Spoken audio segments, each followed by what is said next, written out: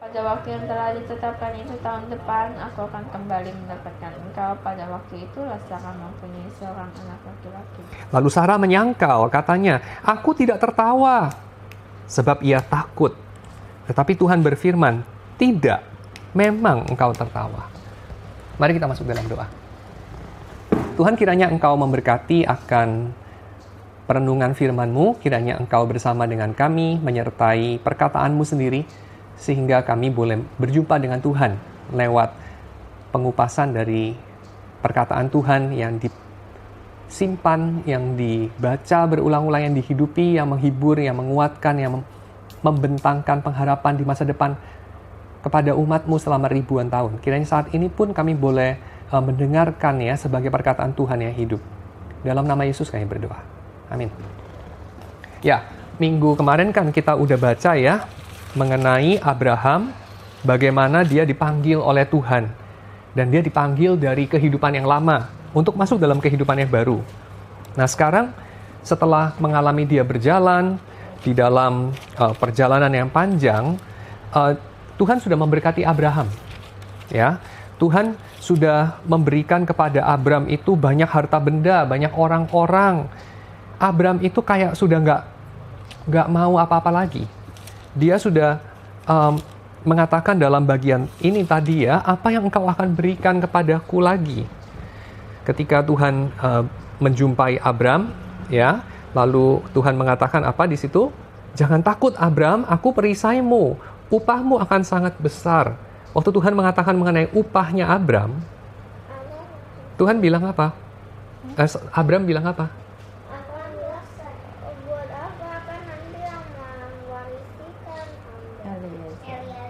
Betul. Jadi Tuhan itu mengatakan mengenai upah, lalu Abram menjawab, ngapain bicara mengenai upah lagi? Udah cukup, udah kebanyakan, aku nggak mau lagi. Kalau kebanyakan dia sebel soalnya yang bakal jadi ahli warisnya gitu. Betul. Karena Tuhan itu kasih banyak hal kepada Abram, tapi tidak memberikan yang Abram paling perlu, yaitu masa depan. Anak. Ya, anak itu mewakili masa depan. Soalnya Abram tuh udah tua. Dan kalau dia udah tua, dia akan mati. Dan kalau dia mati, perjanjian dia dengan Tuhan akan selesai pada dia. Kalau dia nggak punya anak. Padahal Tuhan itu janji, anakmu nanti akan mewarisi negeri ini, akan menjadi berkat bagi segala bangsa. Tapi itu semua nggak ada gunanya kalau Abram mati tanpa punya anak. Jadi kata Abram, udahlah nggak usah ngomong mengenai upah lagi. Ya, sebelum kamu memberikan aku keturunan. Karena kalau tidak, ini Eliezer, orang asing ini, orang Damsyik, yang nggak tahu dia menyembah siapa, ya, yang akan menjadi ahli warisku. Tetapi Tuhan meneguhkan Abram, dia bilang, tidak, bukan Eliezer, bukan orang asing itu, tetapi anakmu sendiri nanti akan menjadi ahli warismu. Ya, lalu kemudian Tuhan meneguhkan Abram. Nah, yang kita harus lihat di sini adalah, kamu tahu nggak, kalau Tuhan itu berjumpa dengan Abram dalam seluruh cerita Abram ya, mulai dari dia dipanggil dari rumah ayahnya sampai dia mati, ada 7 kali. Jadi ada 7 kali Tuhan itu berjumpa sama Abram. Udah hitung, ada 7 kali. Ya. Nah, dalam 7 kali itu, perjumpaan yang ini, yang kita baca nih pasal 15, itu perjumpaan keberapa? Keempat. Ya, itu perjumpaan keempat. Dan kalau kita hitung 7 ya, 4 itu ada di mana? Ini 7 nih. Ini sama ini sama ini. Ya. Ini sama ini sama ini, lalu ini sama ini, lalu tinggal yang tengah ya, yang keempat. Ini sama ini, terus ini yang tengah. Oke. Nah, perjumpaan keempat itu perjumpaan yang tengah. Betul. Nah, perjumpaan yang tengah itu berarti itu adalah yang paling penting. Ya, karena kalau di dalam kita melihat struktur Alkitab, itu pembukaannya sama penutupannya biasanya sama. Lalu bagian tengahnya itu bagian yang lain sendiri. Jadi itu kayak referen lagu. Scrolls. Ya, strukturnya scrolls, betul. Beda sama kodeks kan? Kalau kodeks dari awal sampai akhir, yang paling penting biasanya awalnya. Tapi kalau scrolls, begitu kita buka, kita nggak ketemu bagian paling awal. Scrolls kalau kita buka, gulungan, kita ketemu bagian tengah. Zaman dulu mereka mikirnya begitu. Jadi ketemunya, kalau ada cerita Abram, dibikin satu gulungan, ketemunya perjumpaan keempat dulu. Kalau kita susun perjumpaan pertama, kedua, ketiga, keempat, kelima, keenam, sampai ketujuh, maka waktu pertama dibuka keempat dulu. Karena ini yang paling penting. Ya, nah perjumpaan keempat itu bicara apa sih? Kamu ada yang bisa sebutin nggak? Dalam Tole.Abram, perjumpaan keempat itu bicara ya mengenai anak. Dan pesan Tuhan kepada Abram apa mengenai anak? Dia, betul. Tapi sebelum itu Tuhan bilang apa? Waktu Tuhan pertama kali datang sama Abram, begitu buka mulut Tuhan bilang apa? Abram, Upamu akan sangat besar. ya coba dibaca Alkitabnya. Begitu ketemu sama Abram, Tuhan buka mulut, keluarnya apa? Jangan takut. Jangan takut. Betul kan? Sering banget dia bilang jangan takut. Karena manusia juga sering takut. Waktu Yesus lahir juga angel bilang malaikat bilang ke siapa sih? Jangan takut. Betul. Betul. Dia waktu Hmm? dia bilang anaknya mau keluar Kasdim, aku jadi teringat Betul, keluar dari Ur Kasdim mirip sama keluar dari Mesir. Jangan takut. Tuhan juga bilang ke Musa jangan takut. Betul sekali. Yosua juga. Sama Yosua juga. Karena mereka ngapain? Ada kesamaannya loh. Ya, ada kesamaannya. Abram dipanggil keluar dari Ur Kasdim, lalu Musa dipanggil keluar dari Mesir, Yosua dipanggil keluar dari padang gurun lalu mau masuk ke tanah Kanaan. Ada kesamaannya. Kesamaannya adalah mereka meninggalkan cara-cara hidup yang lama. Kesamaannya adalah ada dunia yang lama yang mereka sudah tinggalkan, mereka nggak hidup di situ lagi. Ada dunia yang lama yang kiamat. Dan mereka masuk ke dunia baru yang mereka belum tahu. Itu sebabnya jangan takut. Ya. Nah, Abram itu begitu dijumpai Tuhan dalam perjumpaan keempat, Tuhan bilangnya jangan takut. Dan tadi Yael bilang, sering banget ya diulang-ulang jangan takut. Kenapa kira-kira? Karena pasti kaget pertama, betul. Tapi kan Abram sudah kali keempat ketemu Tuhan, mungkin bukan karena kaget. Kalau Abram itu mungkin karena dia jangan takut soalnya dia bakal punya anak. Betul, jangan takut karena kamu tidak akan mati tanpa punya anak. Tanpa masa depan. Dan kita lihat ada satu alasan lagi nih, kenapa jangan takut? Karena apa? Karena manusia sering takut. Kapan pertama kali dicatat manusia takut? Adam dan Hawa pas lagi diciptakan ya? Bukan. Waktu mereka berdosa, ya waktu mereka makan buah pohon yang dilarang Tuhan untuk dimakan.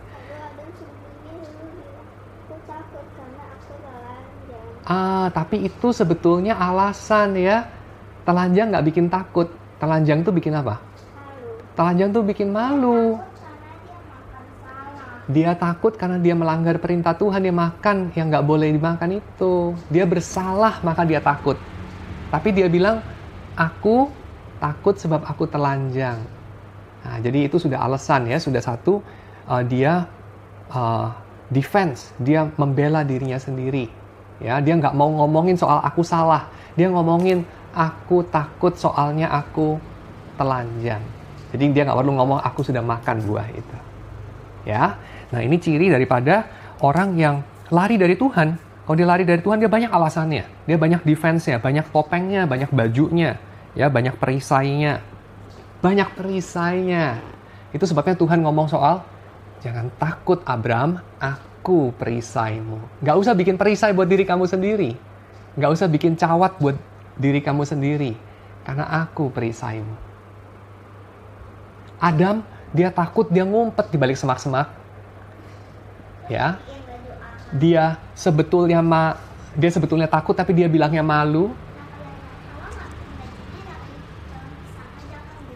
Betul, nggak ada kali waktu itu daun pisang di sana.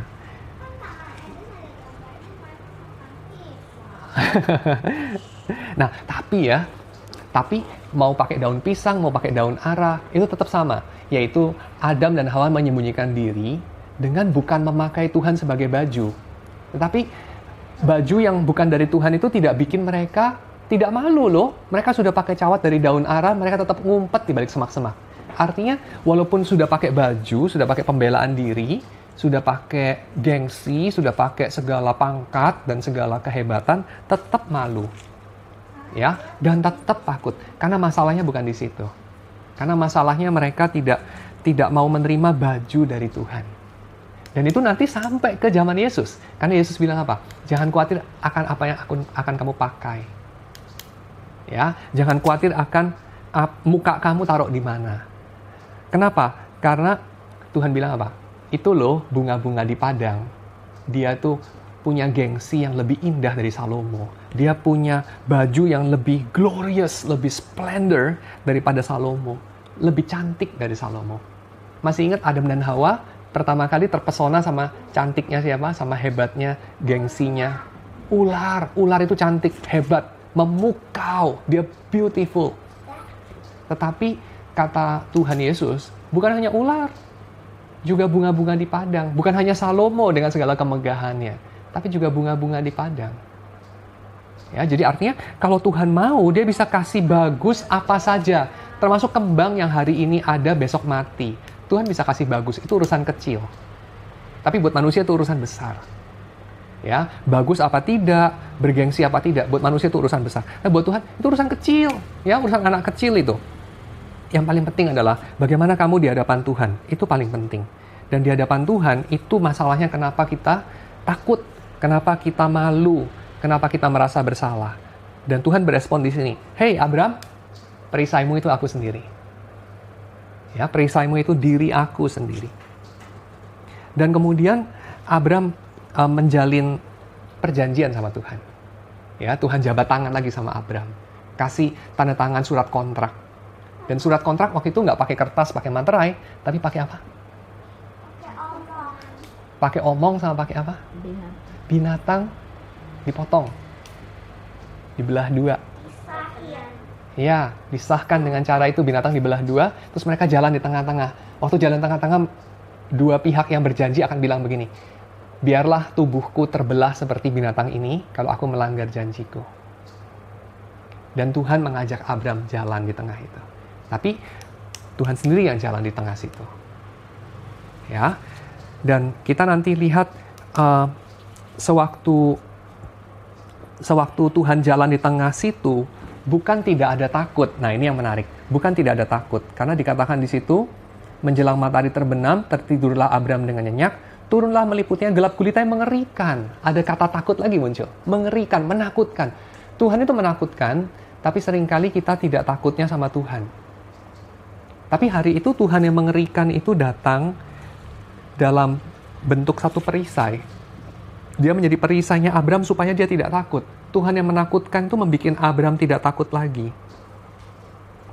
Lalu Tuhan terakhir menjamin Abram lagi, mengulangi bagian yang atasnya ya.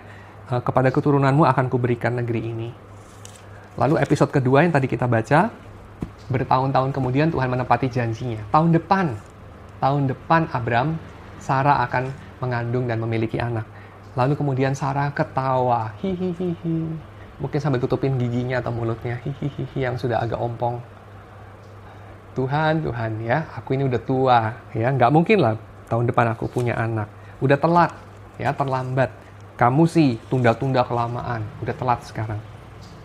Lalu kemudian Tuhan bertanya kepada Abram, Sarah di mana? Ini mengingatkan kita sama apa sih Tuhan tanya? Emang Tuhan nggak tahu ya Sarah di mana ya? Iya, Tuhan tahu. Ngapain Tuhan tanya? Dia mau tanya apa? Dia mau tahu mereka jujur nggak? Iya. Dan itu mengingatkan kita sama cerita apa sih? Tuhan tahu. Adam. Tuhan tanya, Adam kamu di mana? Sekarang Tuhan tanya sama Abram, Sarah di mana? Ya. Lalu kemudian Tuhan berjumpa sama Sarah. Waktu Tuhan berjumpa sama Sarah, ya, kemudian Sarah bilang apa? Sarah bilang apa? Sarah menyangkal, bukan? Waktu Tuhan tanya, kenapa kamu ketawa? Sarah menyangkal. Ini mirip sama Adam juga. Masih ingat, Adam kamu di mana? Aku ngumpet di sini. Soalnya aku takut sebab aku telanjang. Dia menyangkal. Dia nggak bilang, sebab aku takut aku sudah makan buah itu. Lalu dipanggil keluar, Adam kamu udah makan buah itu ya? Adam bilang apa? Dia nggak bilang, iya aku sudah makan. Tapi dia bilang, perempuan itu yang kamu tempatkan di sisiku. Jadi ini salahnya perempuan itu dan salahnya kamu Tuhan. Aku makan buah itu. Alasan. Jubah. Baju. Sesuatu untuk defense. Supaya dirinya tidak disalahkan. Ya, orang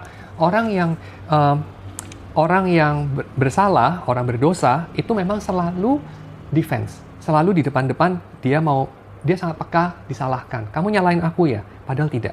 Ya, dia malu, padahal tidak. Ada yang menghina. So, Sarah seperti itu. Ya, kamu ketawa ya? Mestinya dia bilang, iya aku ketawa. Tapi dia bilang, aku tidak tertawa. Kenapa? Sebab dia takut. Dia takut. Muncul lagi istilah itu. Takut. Ya, manusia dipenuhi dengan takut. Sehingga Tuhan perlu berkali-kali bilang apa? Jangan takut. Manusia tidak takut karena dia punya kekuatan yang besar. Apelu, kayak giant. Manusia tidak takut karena dia punya apa? Dia tidak bersalah, dia punya moral yang tinggi. Ah, kamu moralnya masih di bawah aku, orang Farisi. Manusia tidak takut karena dia punya gengsi yang hebat. Ah, kamu masih hina banget lah. Kamu cuman misalnya apa ya? Naiknya bajai, aku naiknya Ferrari. Jadi dia tidak malu karena dia bergengsi. Tetapi itu semua mainan anak kecil. Karena sesungguhnya yang bikin manusia bisa tidak takut, tidak malu, dan tidak merasa bersalah bukan karena dia bisa bela dirinya kayak giant, bukan karena dia punya moral yang tinggi kayak orang Farisi, bukan karena dia punya gengsi yang hebat kayak Herodes, bukan. Tapi karena apa? Pertama bisa karena dia memang tidak bersalah, memang dia tidak memalukan, memang dia tidak dalam bahaya, tapi kita nggak punya itu. Sebab kita udah berdosa, kita sudah memalukan, dan kita memang ada di bawah bahaya. Kita nggak punya kemewahan itu. Jadi yang kita punya kemewahannya cuma satu ini. Kebanggaan kita, kata Paulus. Apa itu? Bukan bahwa aku benar, bukan bahwa aku membanggakan, bukan bahwa aku tidak dalam bahaya, tapi kebanggaanku karena aku punya Yesus yang tersalib. Yesus yang mati bagi aku. Itu kebanggaanku. Kebanggaanku itu salib, kata Paulus. Itu kan nggak bangga sama sekali. Tapi Paulus bilang itu bangga. Kenapa? Bangganya itu bukan pada diri sendiri, tapi pada Tuhan. Bangganya bukan karena aku bikin begini, tapi karena Tuhan bikin begini buat aku. Ya, itu bangganya. Seperti Helmut Tilike bilang, manusia itu bukan apa yang dia lakukan buat Tuhan. Manusia itu bukan seberapa dia mencintai Tuhan, tapi manusia itu adalah seberapa dia dicintai oleh Tuhan. Ya. Jadi ini bukan urusan kita bisa apa, tapi urusan Tuhan bisa apa. Dan itu adalah artinya Tuhan itu perisai kita. Tuhan itu upah kita. Tuhan bikin apa buat kita? Musuh-musuhnya, orang berdosa, orang yang lari dari Tuhan. Lalu Tuhan bisa ini dalam urusan Sarah. Dia kasih apa? Dia kasih alasan yang baik untuk Sarah tertawa. Dia ganti alasannya. Kamu tahu alasan Sarah tertawa pertama apa? Sarah tertawa lalu menyangkal bahwa dia tertawa. Dia tertawa karena apa? Karena Tuhan bisa bawa seperti itu. Dia menertawai Tuhan. Kurang ajar banget ya. Hahaha Tuhan. Apa-apaan, masa aku udah tua punya anak lagi. Wah, dia ketawain Tuhan. Itu alasan yang buruk untuk ketawa. Tuhan marah? Tuhan nggak marah loh. Itu hal yang salah. Tuhan nggak marah dan Tuhan betulin itu. Dan Tuhan sekarang kasih alasan yang benar untuk Sarah tertawa. Apa itu alasan yang benar? Dikasih anak. Dikasih anak. Dan anaknya dikasih nama Ishak. Ada yang tahu nama Ishak artinya apa? Ishak itu artinya tertawa. Sekarang kamu boleh tertawa karena aku kasih kamu alasan yang benar untuk tertawa. Yaitu bahwa Tuhan adalah Tuhan yang adalah perisaimu yang memberi kamu masa depan. Jadi tertawa yang betul bukan menertawai orang lain yang bodoh dan gagal dan kalah dan malu, tapi tertawa karena ada kehidupan, tertawa karena bisa bersama-sama tertawa. Ya, karena ada keindahan di tengah kita. Karena ada alasan untuk memuji Tuhan, maka kita tertawa. Itu tertawa yang betul. Oke, so ini adalah antitesis, ini adalah sesuatu alternatif yang membongkar segala kebudayaan dunia ini yang jahat, yang mana manusia ingin saling menguasai, dan dalam hal itu manusia ingin lari dari kesalahannya, dan manusia menguasai dengan 3 hal, masih ingat apa? Dengan rasa takut, menakut-nakuti kayak giant. Yang kedua, perasaan bersalah dengan bikin diri sendiri benar, orang lain salah kayak orang Farisi. Cari-cari yang kecil, misalnya orang Farisi tanya sama Yesus, lihat tuh, makan nggak cuci tangan. Ya, dia salah-salahin Yesus dan murid-muridnya. Betul, dan Yesus bilang apa? Kamu itu mengeluarkan lalat atau nyamuk ya dari minumanmu, tapi ada gajah di situ. Ada unta di situ, kata Yesus. Ada gajah ya, unta dia pakai istilahnya. Jadi yang kecil-kecil dikorek-korek, padahal yang besar mereka lakukan. Oke? Nah, orang menguasai orang lain dengan itu. Aku lebih bermoral dari kamu. Tapi orang ada yang ketiga, aku lebih bergengsi dari kamu. Kamu nggak ada apa-apanya. Dan Tuhan membongkar kebudayaan busuk ini, kebudayaan yang penuh dosa ini, dengan merelatifkannya. Itu mainan anak kecil, dan aku kasih kamu alasan yang tepat untuk tidak merasa bersalah, tidak merasa takut, untuk punya penerimaan diri, untuk berbangga. Tapi alasannya itu adalah bukan dari dirimu, tapi dari Tuhan. Sehingga tertawa kita adalah tertawa bukan karena mengalahkan orang lain, tapi tertawa karena kita mengucap syukur, karena memuji Tuhan. Praise God, from whom all blessings flow. Mari kita berdoa. Tuhan, kami bersyukur karena Engkau memberi alasan kepada kami untuk bersyukur. Kami tidak takut karena Engkau adalah perisai kami. Kami ya Tuhan boleh menerima diri kami dengan sepenuh hati, dengan bahkan bangga, karena salib adalah kebanggaan kami. Karena kami dikasihi, padahal kami tidak patut dikasihi. Karena kami diterima sebagai anak-anak Tuhan, padahal kami musuh-musuh Tuhan. Kami bersyukur Tuhan untuk alasan yang benar untuk kami tertawa, untuk kami bergembira, untuk kami boleh tidak takut, untuk kami boleh punya kebanggaan. Kami bersyukur karena Tuhan menyediakan alasan yang inklusif bagi orang lain, inklusif bagi kehidupan. Alasan di mana orang lain tidak perlu terhina untuk kami bangga, orang lain tidak perlu bersalah untuk kami boleh benar, orang lain tidak perlu kalah untuk kami boleh menang. Kami bersyukur untuk alasan yang benar ini. Alasan yang hanya menyisakan ruang kekalahan dan kehancuran untuk diri kami yang lama. Kehancuran untuk dosa, kehancuran untuk kesombongan, kehancuran untuk penindasan. Tapi bukan kehancuran untuk siapapun. Karena Tuhan adalah Tuhan yang memberi hidup, yang menopang hidup, dan yang memimpin kami kepada hidup. Dan bukan kematian. Tuhan ampuni kami kalau kami masih memakai dunia ini untuk memberi kami makan dan susu, masih memakai dunia ini untuk kami boleh punya baju yang bikin kami bangga dan punya muka. Tuhan tolong kami untuk kami boleh memakai Engkau sebagai baju kami. Tolong kami untuk boleh makan tubuh dan darah-Mu, sehingga kami boleh diberi hidup, diberi kekuatan oleh Engkau sendiri. Yang adalah perisai kami, adalah upah kami yang besar, yang adalah masa depan kami. Yang membuat kami berani meninggalkan masa lalu kami, meninggalkan manusia lama kami dan segala keinginannya yang sedang lenyap, yang akan dihakimi oleh Tuhan, karena dunia ini akan berlalu. Dunia dengan segala perlawanannya kepada Tuhan akan berlalu. Tetapi kerajaan Tuhan, pemerintahan Tuhan, akan tegak di bumi ini, sampai selamanya. Terima kasih ya Tuhan, dalam nama Yesus kami berdoa dan mengucap syukur. Amin. Pada waktu yang telah ditetapkan itu tahun depan, aku akan kembali mendapatkan engkau. Pada waktu itulah Sarah mempunyai seorang anak laki-laki. Lalu Sarah menyangkal, katanya, aku tidak tertawa.